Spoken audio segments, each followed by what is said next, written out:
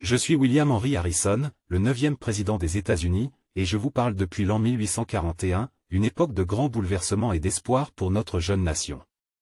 Ma vie a été un chemin à travers les champs de bataille, les rassemblements politiques et les fermes tranquilles de l'Ohio.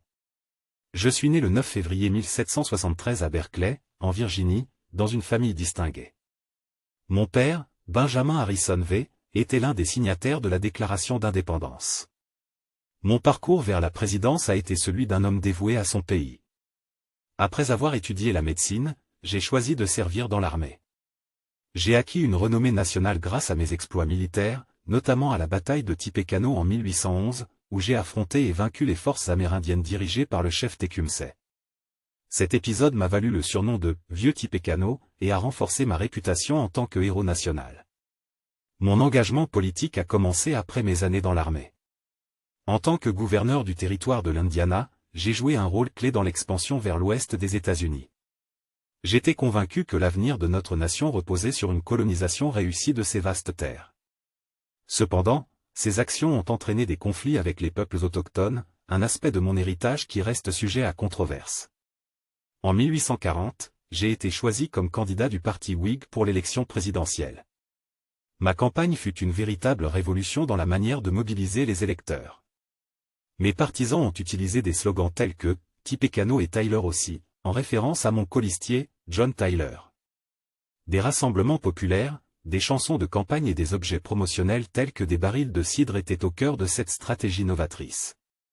Ce fut un succès retentissant, et j'ai remporté l'élection avec une majorité écrasante.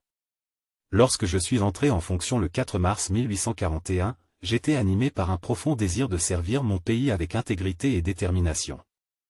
Lors de mon discours d'investiture le plus long de l'histoire à ce jour, j'ai exposé ma vision pour une gouvernance équilibrée et respectueuse de la Constitution.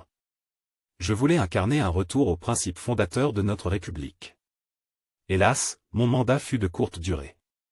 Peu après mon investiture, je tombai gravement malade. Certains dirent que c'était à cause de l'exposition prolongée au froid lors de mon discours, bien que les médecins de l'époque ne comprenaient pas encore pleinement les causes des maladies infectieuses. Le 4 avril 1841, après seulement 31 jours en fonction, je succombais à une pneumonie, devenant ainsi le premier président des États-Unis à mourir en cours de mandat. Mon décès provoqua une onde de choc à travers le pays. Il souleva des questions importantes sur la succession présidentielle, car la Constitution ne précisait pas clairement si le vice-président devenait pleinement président ou simplement un administrateur par intérim.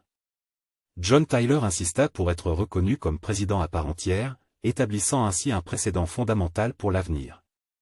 Bien que ma présidence ait été éphémère, je souhaite que l'on se souvienne de moi comme d'un homme d'honneur, dévoué à son pays et à ses idéaux. J'ai servi avec passion et conviction, que ce soit sur le champ de bataille ou dans les salles de gouvernement. Mon rêve était de voir une Amérique forte, unie et prospère, et j'ose espérer que mes efforts ont contribué, même modestement, à cet objectif. Ainsi, je me tiens devant vous aujourd'hui, non pas comme un président accompli, mais comme un homme qui a consacré sa vie à servir la nation qu'il aimait. L'histoire jugera mes actions, et je suis convaincu que les générations futures poursuivront notre quête collective d'une Amérique meilleure et plus éclairée.